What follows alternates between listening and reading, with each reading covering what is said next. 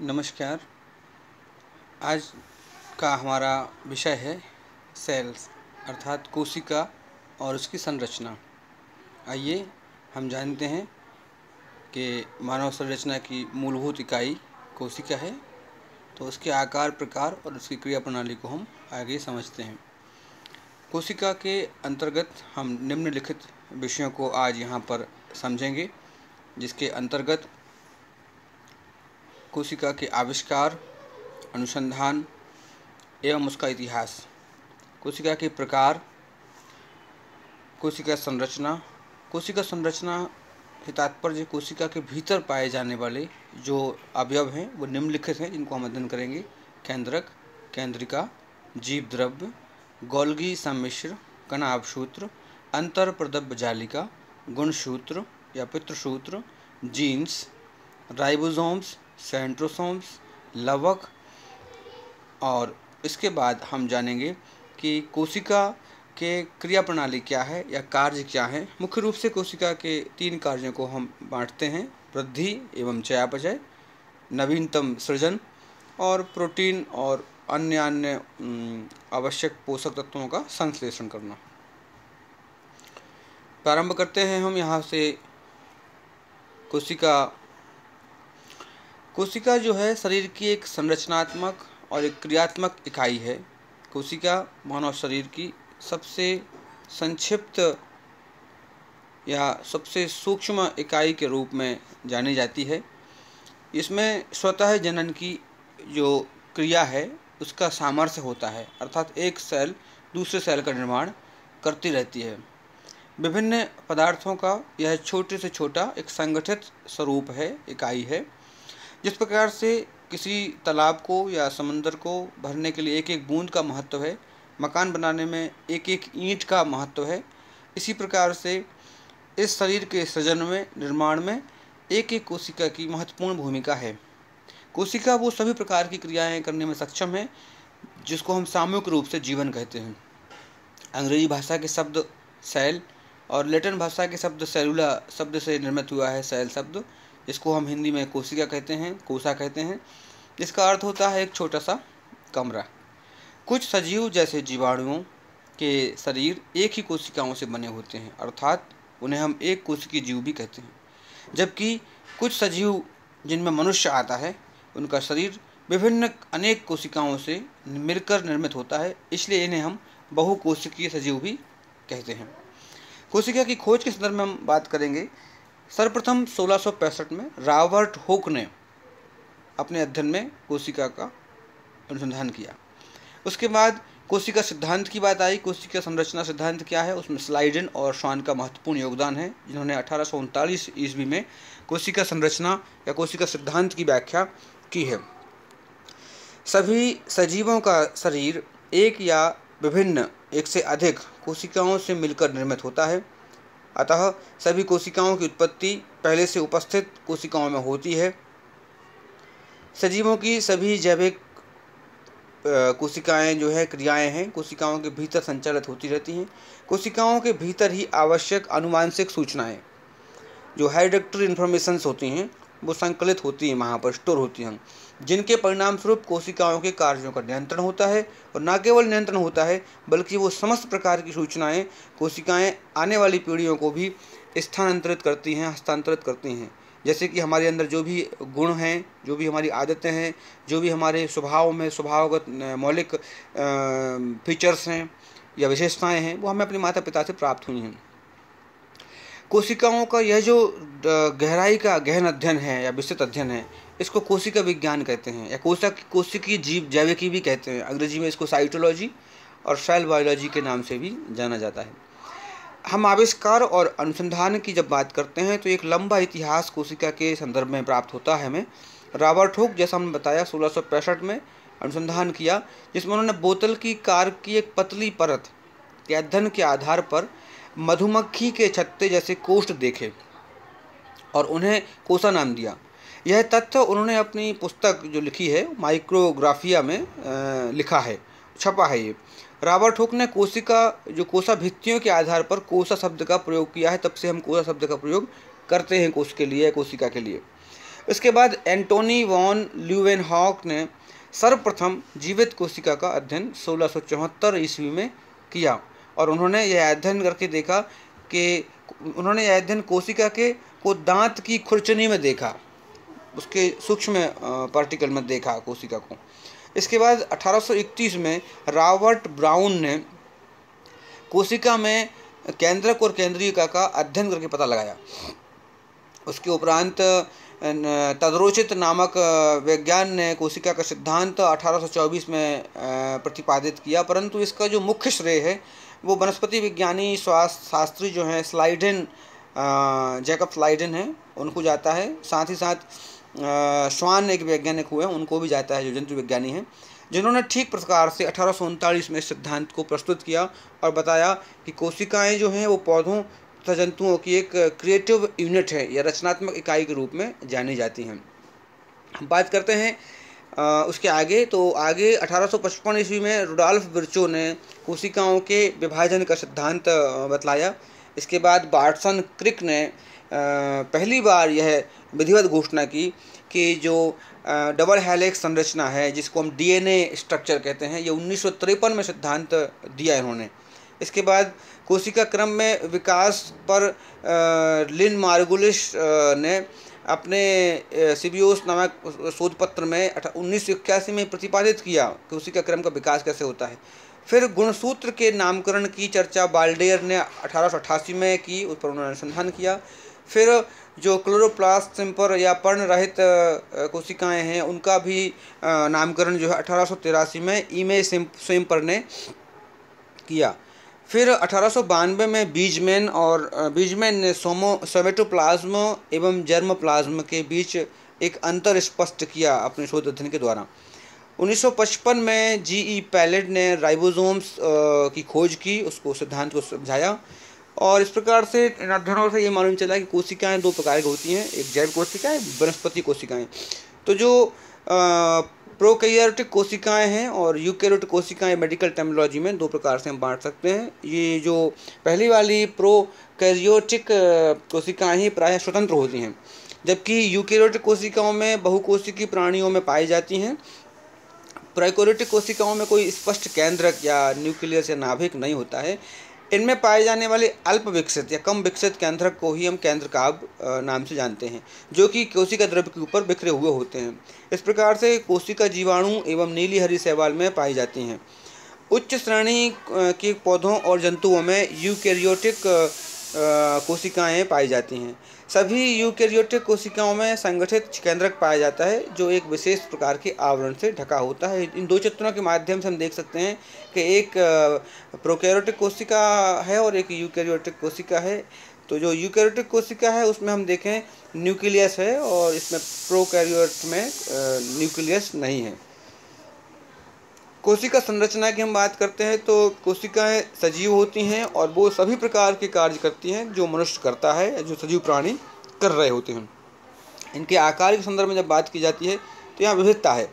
इनका आकार अति सूक्ष्म तथा आकृति गोलाकार, अंडाकार, स्तंभाकार, रोमक युक्त, कसाभ युक्त, बहुभुजीय, जैली जैसी एक बहुभुजीय कई प्रकार से पाई जाती हैं। इनका जो क्षेत्र है उसमें एक जेली जैसा एक आवरण होता है, जिसको हम झिल्ली कहते हैं या सेल मेम्ब्रेन कहते हैं, जिसको हम आवरण या कोशिका आवरण भी कह देते हैं या कोशिका झिल्ली, कोशिका भित्ति भी कह देते हैं। यह झिल्ली जो है वो सिलेक्टिवली प्रेम्बल या अवकलीय पारगम्य से बनी होती है, जिसका अर्थ है कि यह झिल्ली किसी पदार्थ अणु आयन को मुक्त रूप से पार होने देती है। मतलब इतना सूक्ष्म लेयर से ये कवर होता है कि इसमें कोई भी पदार्थ स्वच्छंद रूप से आ जा सकता है, किंतु वह पर्याप्त मात्रा में आता है और अनावश्यक पदार्थ को उसमें से बाहर निकाल दिया जाता है। तो इस प्रकार से ये जो पदार्थ है, जीव द्रव्य है, ये एक ट्रांसफॉर्मेशन या एक यातायात का काम भी आसानी से होने देता है। इसे हम जीव द्रव्य भी कहते हैं। इसके अलावा भी कुछ संरचनाएं हैं जिसमें जीव द्रव्य आता है। जीव द्रव्य संरचनाओं के अंतर्गत देखें हम तो क्या क्या मिलता है जीव द्रव्य में। हमें केंद्रक, केंद्रिका, जीव द्रव्य, गोल्गी सम्मिश्र, कणाभसूत्र, अंतःप्रदब जालिका, गुणसूत्र, पित्तसूत्र, जीन, राइबोसोम, सेंट्रोसोम्स और लवक। ये चित्र हम जितने हमने नाम लिए अवयवों के, वो सारे अवयव इस चित्र के माध्यम से हम देख सकते हैं, किंतु हम इनको अपनी इन आँखों से हम इस चित्र को हम नहीं देख सकते। इसके लिए हमें माइक्रोस्कोप या सूक्ष्मदर्शी यंत्र का प्रयोग करके ही हम इन सब अंगों की संरचनाओं को हम देख सकते हैं। एक दूसरा चित्र भी यहाँ पर दिखाया जा रहा है, जिसमें हम इलेक्ट्रॉन सूक्ष्मदर्शी की सहायता से जो दिखाई देने वाली कोशिका के कुछ अंगक हैं या ऑर्गेनेल्स हैं, उनको हम अच्छे से देख सकते हैं। केंद्रक की बात करते हैं। एक कोशिका में सामान्यतः एक ही केंद्रक पाया जाता है, किंतु कभी कभी कुछ अपवाद में कुछ कोशिकाओं में एक से अधिक केंद्रक भी पाए जाते हैं। कोशिका के समस्त कार्यों करने का जो संचालन केंद्र होता है वो नाभिक केंद्रक होता है। जब कोशिका विभाजन होता है एक से अन्य कोशिकाओं में, तो ये केंद्रक भी विभक्त हो जाता है। केंद्रक कोशिका के भीतर एक तरल पदार्थ कोशिका द्रव्य में साइटोप्लाज्म में प्राय तैरता रहता है। यद्यपि कोई निश्चित स्थान तो नहीं है केंद्रक का, फिर भी ये लगभग मध्य भाग में पाया जाता है। केंद्रक की आकृति गोलाकार, वर्तुलाकार और अंडाकार जैसी होती है। कभी कभी ये बेलनाकार, दीर्घवृत्ताकार, सपाट, शाखान्वित, नाशपाती के भालाकार जैसा भी पाया जाता है। इसके भीतर केंद्रक रस, केंद्रिका तथा पित्तसूत्र आदि पाए जाते हैं। इसके आवरण को केंद्रक कला कहते हैं, जिसको हम न्यूक्लियर मेम्ब्रेन्स के नाम से भी जानते हैं। इसके बाद बात करते हैं केंद्रिका की। प्रत्येक केंद्रक में एक से अधिक केंद्रिकाएं पाई जाती हैं। कोशिका विभाजन की कुछ विशेष अवस्थाओं में केंद्रिकाएं जनरली लुप्त हो जाती हैं, किंतु बाद में स्वयं प्रकट भी हो जाती हैं। केंद्रिका में रिबोन्यूक्लिक अम्ल, जिसको हम आरएनए कहते हैं, विशेष प्रकार से एंजाइम्स के साथ ही पाया जाता है अधिक मात्रा में। केंद्रिका जो सूत्रण है उसको माइटोसिस कहते हैं, जो सूत्रीय विभाजन में एक महत्वपूर्ण भूमिका निभाती हैं। जीव द्रव्य, जिसको हम प्रोटोप्लाज्म कहते हैं, यह एक गाढ़ा तरल सा पदार्थ है जो स्थान विशेष पर अन्य विशेष प्रकार के नामों से जाना जाता है, जिसे हम द्रव्य कला, प्लाज्मा मेम्ब्रेन। केंद्रक के मध्यवर्ती स्थान में ये पाया जाता है, इसलिए कोशिका द्रव्य, साइटोप्लाज्म इत्यादि। केंद्रक झिल्ली, न्यूक्लियर मेम्ब्रेन, केंद्रक द्रव्य, न्यूक्लियोप्लाज्म आदि आदि। कोशिका का भाग अत्यंत चैतन्य होता है, मतलब बहुत कॉन्शियस रहता है, चेतना में परिपूर्ण रहता है। कोशिका की समस्त जैविक प्रक्रियाओं का केंद्र है ये, इसलिए इसे सजीव भी कहा गया, लिविंग ऑर्गेनल भी कहा गया है। जीव वैज्ञानिक इसे जीवन का भौतिक आधार या फिजिकल बेसिस ऑफ लाइफ कहते हैं।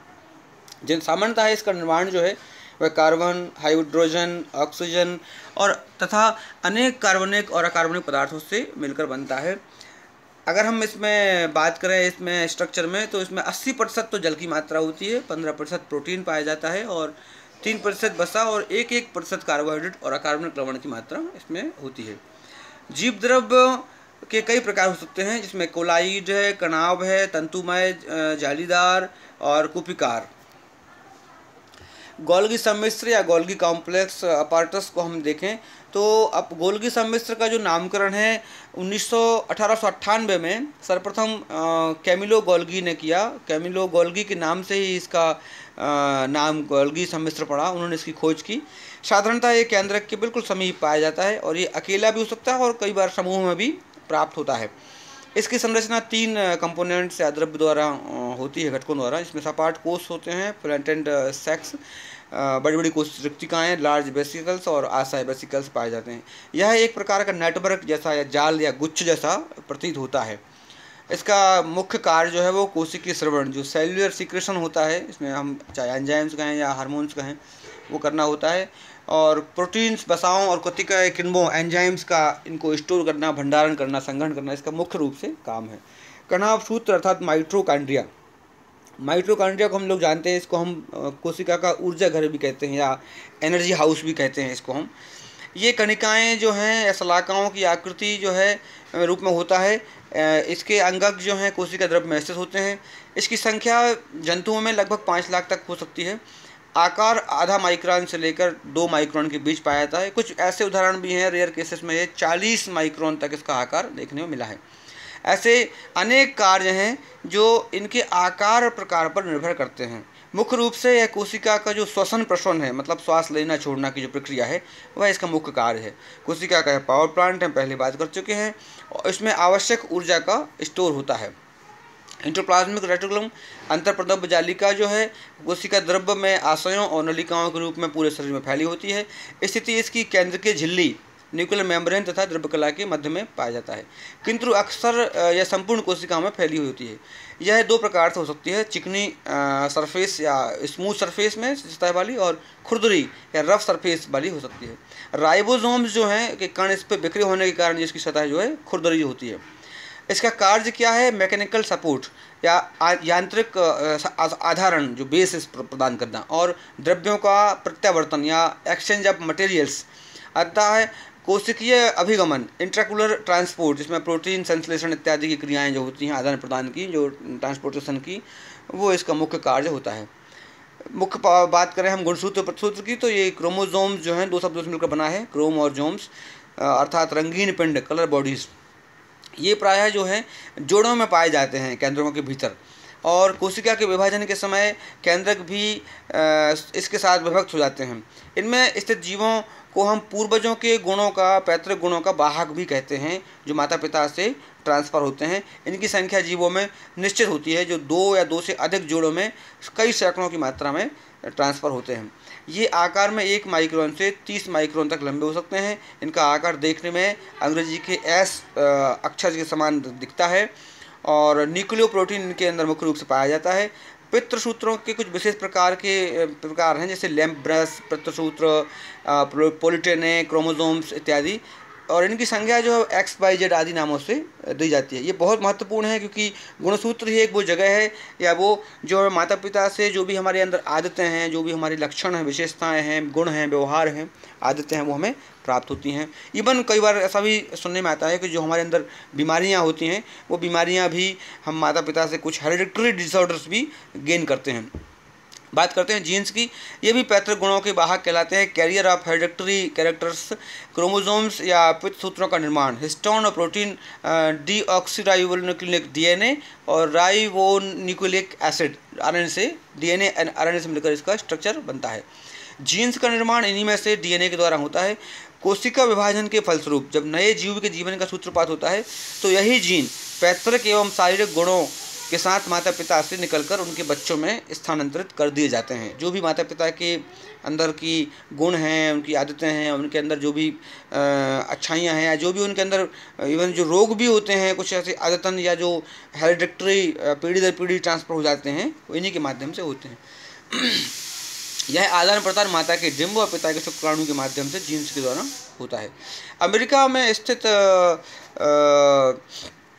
एक सेंटर है, जिसमें 1970 में अरविंद खुराना एक वैज्ञानिक हुए हैं, भारतीय वैज्ञानिक, जिन्होंने कृत्रिम जीन उत्पन्न करने में एक महत्वपूर्ण भूमिका निभाई, और उसमें उनको अभूतपूर्व सफलता प्राप्त हुई, जिसके फलस्वरूप उनको 1978 में नोबेल पुरस्कार से भी नवाजा गया। राइबोसोम्स और सेंट्रोसोम्स सूक्ष्म गुलिकाओं के रूप में प्राप्त इन संरचनाओं को केवल हम माइक्रोस्कोप से ही देख सकते हैं। इनकी रचना में 50% प्रोटीन और 50% RNA होता है।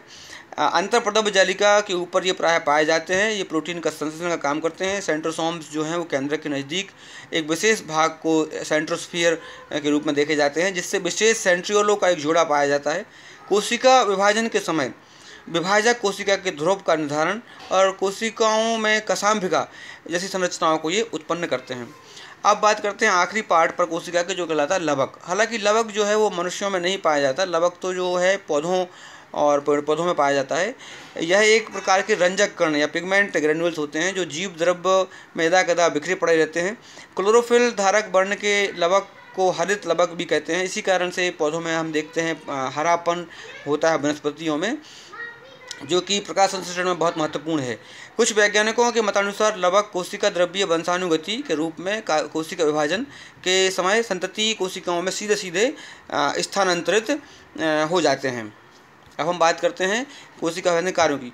तो कोशिका विभाजन में कार्यों की बात करते हैं, तो इसमें चयापचय, जो भी हम भोजन ग्रहण करते हैं उसका चयापचय, शरीर का वृद्धि करना, विकास करना, निर्माण करना, शरीर में क्षतिपूर्ति करना, सृजन करना, प्रोटीन का संश्लेषण करना, या हम यूँ कहें कि कोशिका में समस्त प्रकार के कार्य आते हैं जो एक मनुष्य के द्वारा या प्राणी के द्वारा, एक जीवित प्राणी के द्वारा की जाते हैं, चाहे वो मनुष्य हो चाहे वो कोई जीव जंतु हो। इस प्रकार से शरीर के समस्त कार्य, उठना बैठना, सोना फिरना, घूमना खाना पीना, चलना, संतान उत्पत्ति, नियंत्रण, संचालन, किसी प्रकार के शारीरिक बौद्धिक काम, सभी प्रकार के कामों में कोशिका का बहुत महत्वपूर्ण स्थान है। यहाँ पर हम आज के विषय को यहाँ समाप्त करते हैं। आपको बहुत बहुत धन्यवाद।